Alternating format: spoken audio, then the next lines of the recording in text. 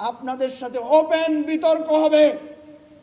আপনারা যে প্রস্তাবনা দিয়েছেন এটা বাংলাদেশের সমাজ সংস্কৃতি মানুষের বিশ্বাসকে আপনারা এখানে ইনক্লুসিভিটির খেলাফ করেছেন, আপনারা সেটা অন্তর্ভুক্ত করেন নাই।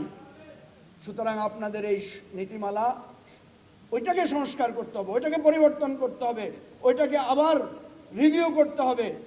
বিতর্কের আহ্বান নেন, বিতর্ক করেন। আপনাদের বিবেকের কাছে একদিন এই প্রস্তাবের জন্য আপনাদেরকে বিবেকের কাঠগড়ায়, বিচারের কাঠগড়ায় দাঁড়াতে হবে। এই হলো আমাদের আপনাদের প্রতি আহ্বান। আবারও সবাইকে বলবো, ওপেন বিতর্ক করে যারা ইসলামকে এখান থেকে দূরীভূত করতে চায়, যারা মুসলমানিত্বকে মুছে দিতে চায়, তারা তাদের আন্তর্জাতিক প্রভু সমস্ত শক্তি সমস্ত অর্থ ব্যয় করেও এখন পর্যন্ত তারা সফল হতে পারে নাই। ঠিক এর উপর দিকে আবার খারাপ দৃশ্য আছে। আমরা এত ইসলামিক এফোর্ট, এত আলোচনা, এত ওয়াজ মাহফিল, এত বক্তৃতা, এত তাফসির, এত ওয়াজ মাহফিল, এত কিছুর পরেও আমরা কিন্তু সমাজের ওই অংশ, ওই সাংস্কৃতিক বিপদগামী বা আমরা যাদেরকে মনে করছি আমাদের উন্নয়নের নাম করে যারা আমাদেরকে পশ্চাৎপদ করতে চায়, তাদের উত্থানও কিন্তু আমরা ঠেকাতে পারি নাই।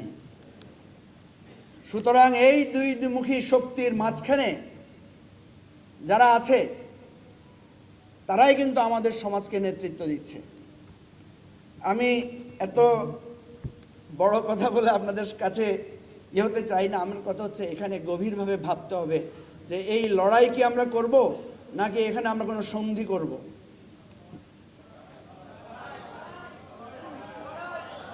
আচ্ছা, ঠিক আছে,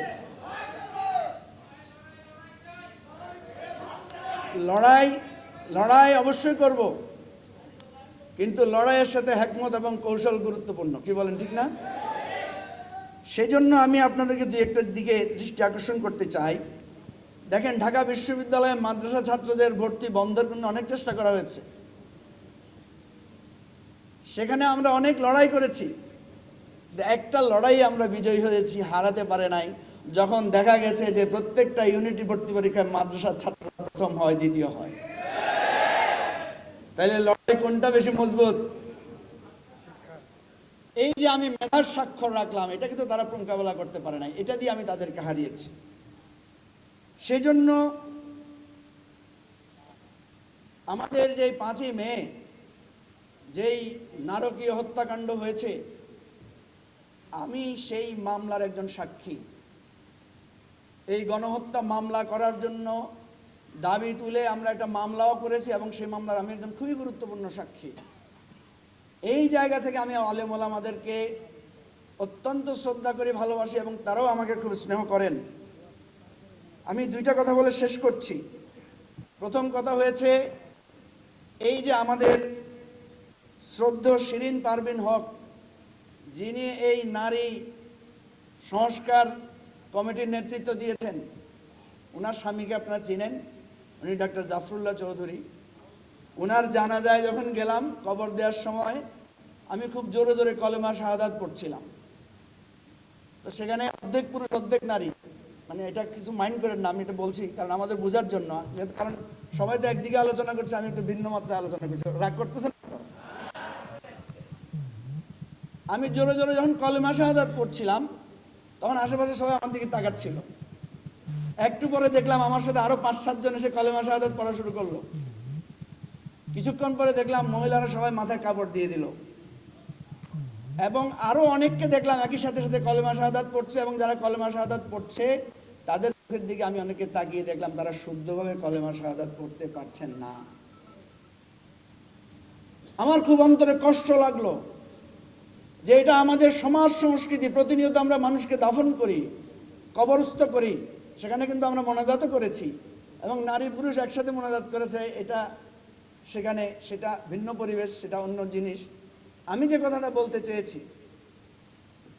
আমাদেরকে জ্ঞান এবং বিজ্ঞানের মাধ্যমে যোগ্যতা দিয়ে এই যে আজকে একটা সুন্দর পেপার এখানে হাজির করা হয়েছে, এইভাবে বুদ্ধিভিত্তিক মোকাবেলা করতে হবে। আমি আজকে এই মঞ্চে দাঁড়িয়ে চ্যালেঞ্জ দিচ্ছি, যারা এই সংস্কার কমিশনের রিপোর্ট তৈরি করেছেন, আপনাদের সাথে ওপেন বিতর্ক হবে। আপনারা যে প্রস্তাবনা দিয়েছেন এটা বাংলাদেশের সমাজ সংস্কৃতি মানুষের বিশ্বাসকে আপনারা এখানে ইনক্লুসিভিটির খেলাফ করেছেন, আপনারা সেটা অন্তর্ভুক্ত করেন নাই। সুতরাং আপনাদের এই নীতিমালা ওইটাকে সংস্কার করতে হবে, ওইটাকে পরিবর্তন করতে হবে, ওইটাকে আবার রিভিউ করতে হবে। বিতর্কের আহ্বান নেন, বিতর্ক করেন। খুব লাস্ট একটা কথা বলে শেষ করছি, ভিক্ষাবৃত্তি কোনো পেশা হতে পারে না। কারণ একজন মানুষ অত্যন্ত অসহায় হয়ে বিপদে পড়ে ভিক্ষাবৃত্তি করে, ভিক্ষুকদেরকে আমরা কি করি? পুনর্বাসন করি। ভিক্ষাবৃত্তিকে পেশা হিসেবে স্বীকৃতি দেই না। বাংলাদেশে যে সমস্ত নারীরা বিপদে পড়ে বিভিন্ন ফাঁদে পড়ে একটা খারাপ পেশায় গিয়েছেন, আমরা তাদেরকে সেই পেশা থেকে ফিরিয়ে আনতে চাই, পুনর্বাসন করতে চাই। আপনারা তাদেরকে পেশা হিসেবে স্বীকৃতি দিয়ে নারীর অবমাননা করেছেন, নারীদের সম্মান নষ্ট করেছেন। আপনাদের বিবেকের কাছে একদিন এই প্রস্তাবের জন্য আপনাদেরকে বিবেকের কাঠগড়ায়, বিচারের কাঠগড়ায় দাঁড়াতে হবে। এই হলো আমাদের আপনাদের প্রতি আহ্বান। আবারও সবাইকে বলবো, ওপেন বিতর্ক করে এই নারী নীতিমালার বা নারী সংস্কারের প্রত্যেকটি বিষয়ের বিতর্ক করতে আমরা প্রস্তুত আছি। আপনারা আয়োজন করেন। ধন্যবাদ। আসসালামু আলাইকুম।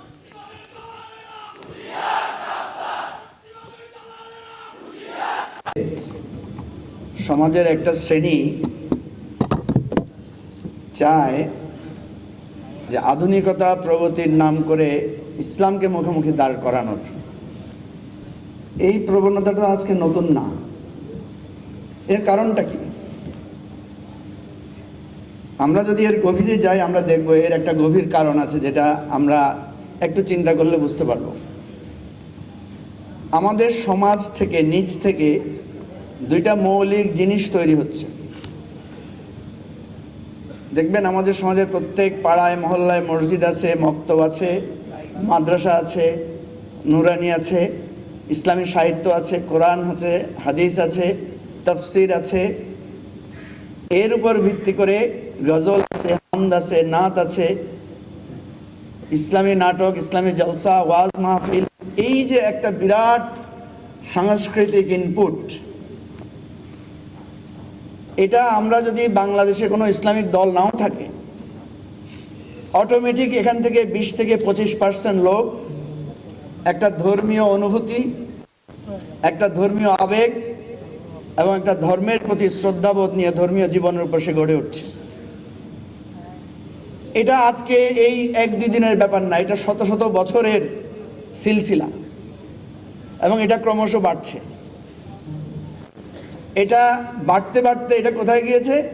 এখন টেলিভিশনগুলোয় দেখবেন অপরিহার্য হয়ে গেছে ইসলামী আলোচনা, মাসলা মাসাইলের আলোচনা, ইসলামিক সেমিনার।